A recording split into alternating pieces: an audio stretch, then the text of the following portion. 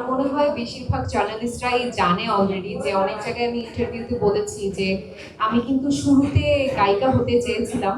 তো এবং শুরুতে ছোটবেলায় আসলে সেই চিন্তাটাই মাথায় রেখে আমি কচিকাঁচার মেলায় গান শিখতাম, আমি ছায়ানটে গান শিখতাম। আমার গানের প্রথম ওস্তাদ ছিলেন সাধনা মিত্র এবং সেকেন্ড আমি আমাদের সবার পছন্দের ফেরদৌসারা ম্যামের কাছেও শিখেছি।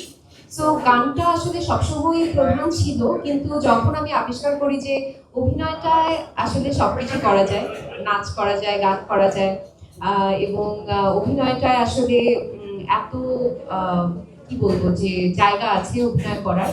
সো তখন আসলে অভিনয় নিয়ে বেশি প্রাধান্য দেয়া। তবে আমার গান গাওয়া কিন্তু থামেনি, যদিও সেটা বাথরুম সিঙ্গার হিসেবে বা গাড়ির মধ্যে। আমার বাবা হয়তো ভালো বলতে পারবে যে সারাক্ষণ গাড়ির মধ্যে আমি গান ছেড়ে জোরে জোরে চিৎকার করে করে গান গাই প্রতিদিন। সো গান সবসময় সঙ্গে ছিল। আর গানটা প্রথম আবিষ্কার যদি বলি যে এখন প্রফেশনালি গান গাওয়ার ক্ষেত্রে দুজন মানুষের কথা বলতে হয়। অবশ্যই কবির বকুল ভাইয়া আমাকে সুযোগ করে দিয়েছেন তার লেখা গানে ইত্যাদির মঞ্চে গাওয়ার জন্য, এবং এর আগে কিন্তু আমি আমার নিজের একটা নাটকে আমি গান গেয়েছিলাম পরাণ পাখি।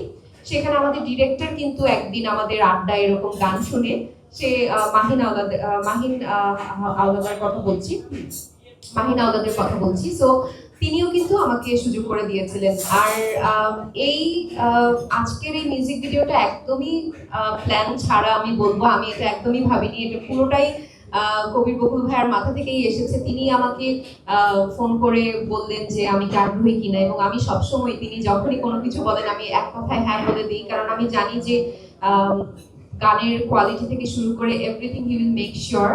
সো যখন গানটা শুনলাম, আমাকে ডেমোটা পাঠানো হয়েছিল রাফি ভাইয়ের কণ্ঠে। আমি তাকে তখন চিনতাম না, কিন্তু কণ্ঠটা এত সুন্দর লেগেছে। আসলে সেইখানে আমার কাছে মনে হয় যে একটা গানের মেইন জিনিস যখন কণ্ঠটা সুন্দর হয়, এবং গানের সঙ্গে এত ভালো গেছে ওনার কণ্ঠ, তো আমি তখনই হ্যাঁ বলে দিয়েছি। সো আমি খুবই গ্রেটফুল যে আমাকে আজকে এই সুযোগটা করে দেওয়ার জন্য।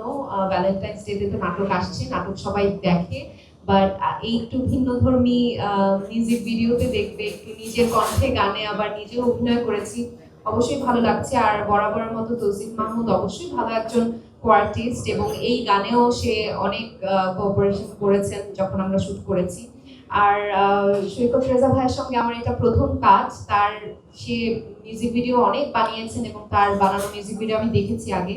সো সবকিছুতেই আমার বিশ্বাস ছিল যে আলটিমেটলি রেজাল্ট ভালো হবে, এবং আমি কিন্তু দেখে ফেলছি। হ্যাঁ, আপনাদের আগে মিউজিক ভিডিওটা আমার কাছে ভালো লেগেছে। আমার মনে হয় যে দর্শকদেরও ভালো লাগবে। আর যেহেতু আমি গানের মানুষ না, সো যদি গানের ক্ষেত্রে একটু ভুল ত্রুটি হয় সেটা ক্ষমাসুন্দর দৃষ্টিতে দেখবেন। আর আপনাদের জার্নালিস্টদের সবাইকে অনেক অনেক ধন্যবাদ আজকে অনুষ্ঠানে আসার জন্য। আর আমি বলবো just enjoy the show, enjoy the song. Thank you so much.